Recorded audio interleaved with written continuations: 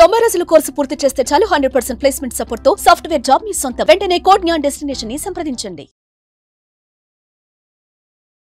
Hello Ram sir. Hi Naraju. Previous వీడియోలో mind shift గురించి చెప్పినటువంటి డీటెయిలింగ్ చాలా బాగుందండి. Fantastic video. ఇన్ని ఎపిసోడ్స్ చేసేటప్పుడు నాకు అనిపించిన ఒకే ఒక విషయం, డబ్బుతో మన సంబంధం ఎలా ఉండాలి, ఏ విధంగా మన రిలేషన్షిప్ని నర్చర్ చేస్తే డబ్బు మనతో ఉంటుంది, ఏ విధంగా మనం డబ్బుతో బిహేవ్ చేస్తే డబ్బు మన మీదే ఉండదు, మన దగ్గర ఉండదు అనేటువంటిది. ఈ బేరీస్లో ఏ విధంగా మనం డబ్బుతో సంబంధాన్ని కొనసాగించాల్సినటువంటి అవసరం ఉంది, ఎలాంటి బిహేవియర్ మనం డబ్బు మీద చూపించకూడదు అంటారు. అసలు అంటే ఎమోషన్ బలంగా ఒక చోట కనెక్ట్ అవ్వాలి అని అంటే, డబ్బు మన దగ్గర నిలబడాలి అని అంటే, మన బ్రెయిన్ బ్యాంక్ బ్యాలెన్స్ దాకా రావాలని అంటే ఒక్కొక్క రిలేషన్షిప్ అయితే డెఫినెట్గా అవసరం. అది ఎలాంటి రిలేషన్షిప్ అయ్యి ఉండాలి నారాజు? జనరల్గా మనం మనుషులతో రిలేషన్షిప్, వస్తువులతో రిలేషన్షిప్ మాట్లాడతాం కానీ ఆలోచిస్తాం, కానీ డబ్బుతో రిలేషన్షిప్పా అన్న ఆలోచన చాలామంది కొత్తగా ఉంటుంది. చాలా human studies, psychologists, economists, financial experts వీళ్ళందరూ ఏమన్నారంటే, most important building healthy relationship with money అని. ఆరోగ్యకరమైన అవినాభావ సంబంధం నీకు డబ్బుతో ఉంటే తప్ప డబ్బు నీ దగ్గర ఉండదు. ఇదేంటి సార్, మనిషి అయితే మనిషితో మాట్లాడి 4 మాటలు మాట్లాడి మనిషితో సంబంధాలు డెవలప్ చేసుకోవచ్చు, కానీ డబ్బులతో ఎలా?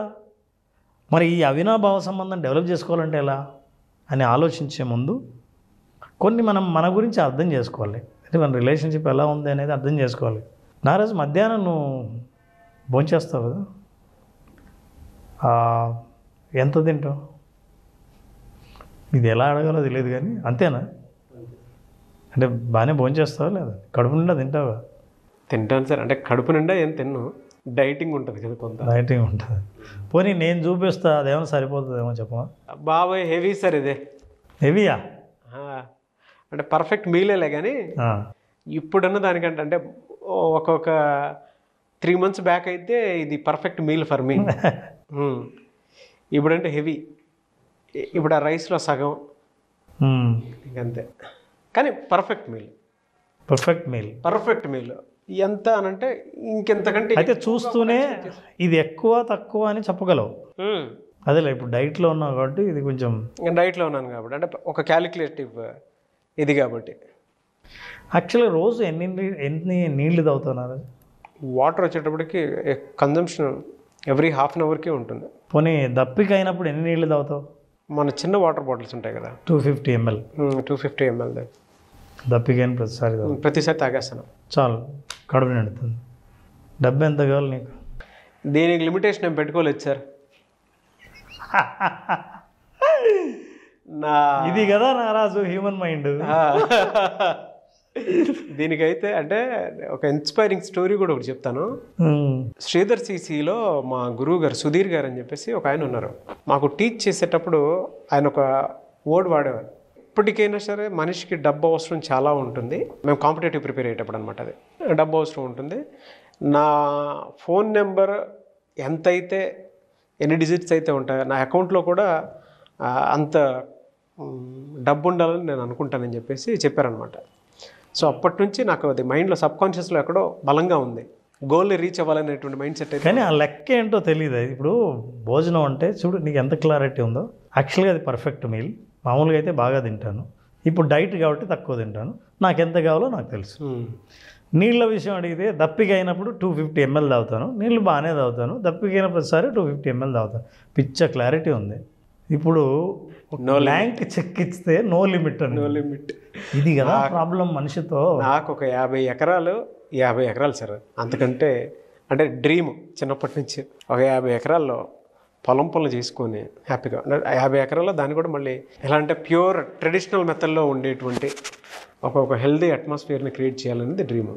సో దానికోసం ఎంత డబ్బు కావాలంటే ఆ లిమిట్ ఏం పెట్టుకోలేదు ఆ డ్రీమ్ కోసం. ఇప్పుడు నారాజు, ఒకతను దేవుడి కోసం తపస్సు చేశాడు, దేవుడు ప్రత్యక్షమయ్యాడు. నీకు ఎంత కావాలి డబ్బులు అని అడిగాడు. ఎలా అని ఆలోచిస్తుంటే, నేను హెల్ప్ చేస్తాను, నీకు ఓ పని చేయి, 20 కోట్లు ఇస్తా. లేదా సెకండ్ ఆప్షన్ ఏంటంటే, నీకు జేబు నిండా ఎప్పుడు డబ్బులు ఉంటాయి, జేబు నిండా డబ్బులు ఉంటాయి. నువ్వు ఎప్పుడైనా చూస్తే జేబులోనే ఎక్కువ, జేబులో డబ్బులు ఉంటాయి. జేబు ఖాళీ అయితే జేబు నిండుతుంది. నీకు ఏది కావాలో చెప్పు అన్నాడు. మనిషి కన్ఫ్యూజ్ అయ్యాడు. నువ్వు ఆ పొజిషన్లో ఉంటే ఏం కోరుకుంటున్నావు? 20 కోట్ల డబ్బు కావాలా, జేబు నిండు ఎప్పుడూ జేబు నిండుగా ఉండే డబ్బులు కావాలా? చిల్లర కూడా జేబు నిండానే ఉంటాయి కదా సార్. కాబట్టి అక్కడైతే లిమిట్ తెలుస్తుంది, బెటర్ 20 కోట్లే ఉంటాయని. ఇక్కడ రోజు ఉంటే చిల్లర కూడా ఉంటుంది. ఎప్పుడు జేబులో ఉండేది కావాలా, 20 కోట్లు కావాలా అని అడిగాడు. సో నువ్వు 20 కోట్లు ఎన్నుకున్నావు, అంతేనా? ఇక అదే ఎక్స్పెక్ట్ చేస్తాం. అదే డబ్బుకు సంబంధించిన ప్రతి ప్రశ్నలో మనిషికి ఉన్న కన్ఫ్యూజన్ ఇదే నారాజు. డీప్గా కనుక మనిషి తను తాను ఇది ప్రశ్నించుకుంటే, how much money do you want? బా, ఎంత కావాలి నీకు? ఎందుకంటే నేను ఒక మనిషితో స్నేహం చేయాలంటే, నా రిలేషన్షిప్ బాగుండాలంటే అవతల మనిషి ఎలా ఉండాలో నాకు స్పష్టత ఉంటుందిగా. మా ఫ్రీక్వెన్సీ మ్యాచ్ అయింది, మా ఫ్రీక్వెన్సీ మ్యాచ్ అవ్వలేదు, మేమిద్దరం ఫ్రెండ్స్ కాదు అని చెప్పడానికి. మరి నీకు మనీకి పట్ల క్లారిటీ లేదే. How do you develop the relationship? చాలామందికి డబ్బులకు సంబంధించిన ఏ ప్రశ్న అదా ఇదా అని అనుకుంటారు, ఏది అడుగుదాం అన్నది. ఈ కన్ఫ్యూజన్ ఉన్నంతకాలం మన రిలేషన్షిప్ మనీతో క్లియర్గా ఉండదు. అయితే ఎందుకు ఈ కన్ఫ్యూజన్ అంటే, నారాజు ఇది ఊరికే రాలే. ఇందాక నువ్వు చెప్పావు చూసావా, మన రిలేషన్షిప్ విత్ మనీ చైల్డ్హుడ్లో స్టార్ట్ అయింది. మీ సార్ ఒక మాట చెప్పాడు, ఎన్ని నంబర్లు ఉంటే అంత డబ్బులు కావాలని. అది రిలేషన్షిప్ని.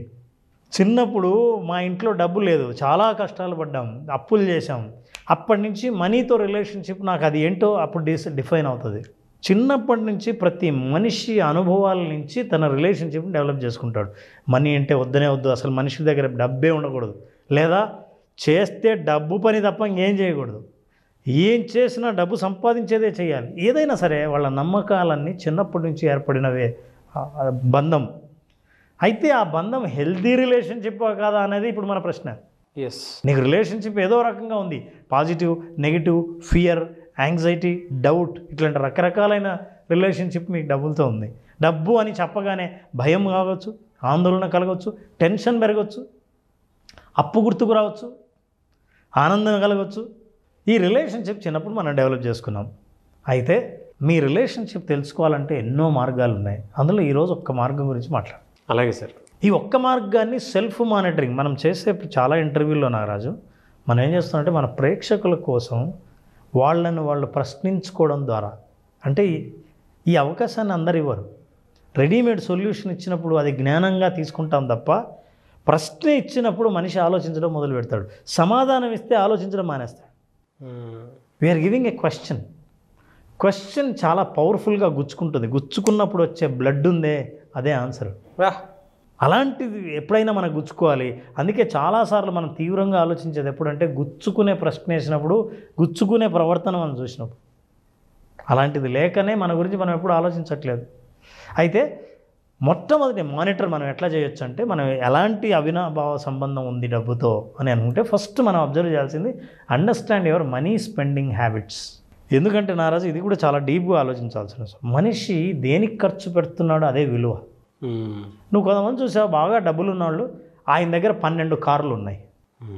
ఇంకొక ఆయన చాలా ఎక్స్పెన్సివ్ బైక్స్ కలెక్ట్ చేసే అలవాటు ఆయనకు ఉంది.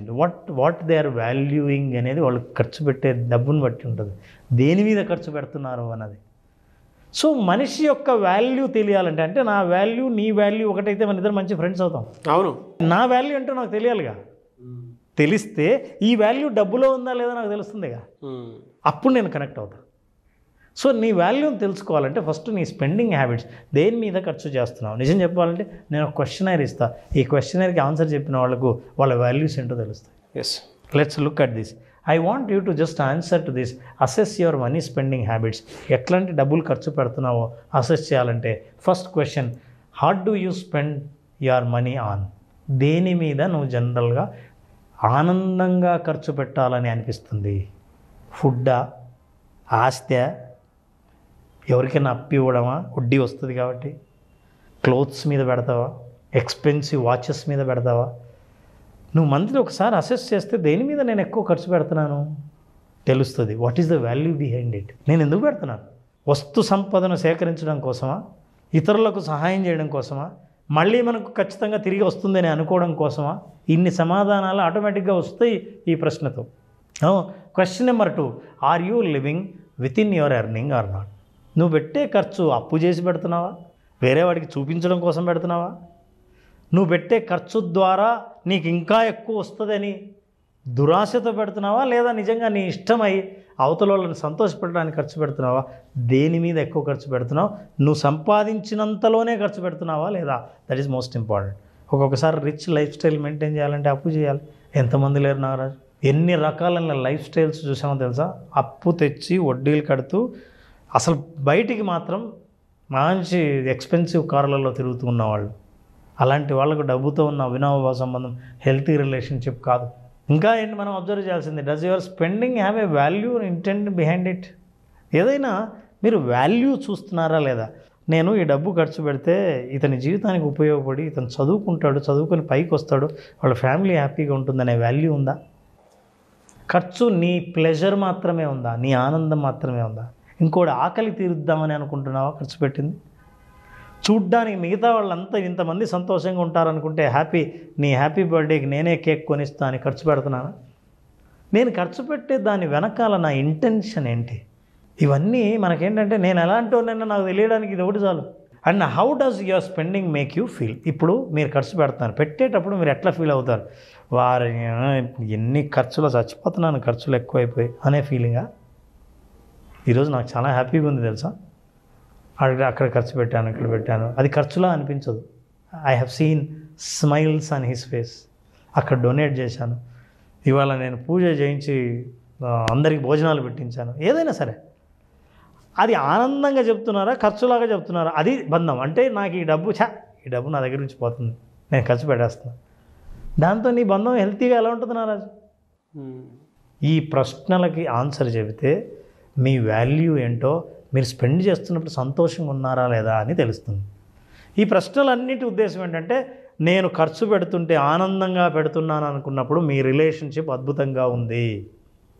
ఒకవేళ మీరు పెట్టే ఖర్చు అంతా మిమ్మల్ని బాధ పెడుతుంది, నేను వడ్డీ కడుతున్నాను, చాలా కష్టంగా ఉంది, ఇబ్బంది వచ్చా, వీడికి వడ్డీ కట్టడం ఏంటో అని, కానీ అదే డబ్బే కదా, అది డబ్బేగా, ఇది కడితే కట్టాను, రేపు ఎప్పుడైనా సరే నేను ఖచ్చితంగా మళ్ళీ రిచ్ అయ్యి వీడికి అప్పు తీసుకొని పరిస్థితికి వస్తాను అనే నమ్మకం డబ్బు మీద ఉంటే నీ అవినాభావ సంబంధం పాజిటివ్గా ఉన్నట్లు లెక్క. దీని గురించి ఆలోచించి వీటి సమాధానం ఇచ్చిన వాళ్ళు ఖచ్చితంగా నేను మళ్ళీ ఒక మైండ్ సెట్ని డెవలప్ చేసుకొని సంపూర్ణంగా ఆనందంగా ఉండడానికి కావాల్సిన విజువలైజేషన్ పొందాలంటే విజువలైజేషన్ 2.0 హ్యాపీ మనీని ఖచ్చితంగా మార్గం అందిస్తుంది. ఆ మార్గంలో వెళ్ళిన వాళ్ళు హ్యాపీనెస్ అంటే ఏంటో, రియల్ సాటిస్ఫాక్షన్ అంటే ఏంటో, హెల్తీ రిలేషన్షిప్ అంటే ఏంటో స్పష్టంగా తెలుసుకుంటారు. గ్రేట్ నాలెడ్జ్ అండి, no words. Thank you so much Ram sir. Thank you Naraj.